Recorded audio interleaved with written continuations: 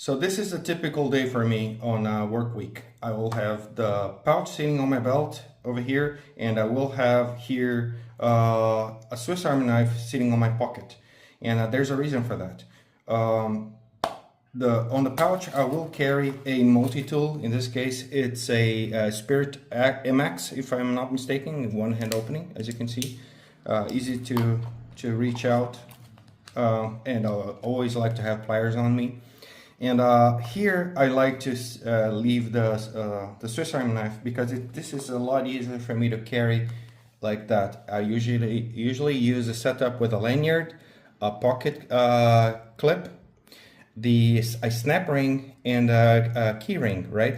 In this case, I swapped the original key ring for this one because this one is a little bit more sturdy. It's a kind of a fishing ring.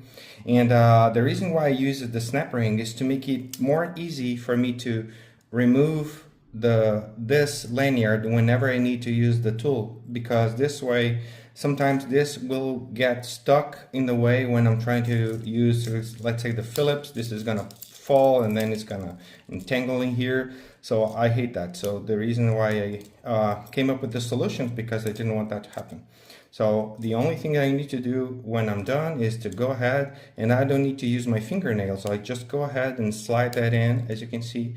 And another detail is that if you look closely, you're going to be noticing that the pocket clip, it's facing this direction, which is the back of the Swiss Army knife. And this way it makes it a lot easier for me to slide that into my pocket. It will sit perfectly, as you can see, and I can just go ahead and pull it out like that. If I used only the snap ring, the tendency of the Swiss champ would be to be in this position, and this position is not convenient to sit in your pocket.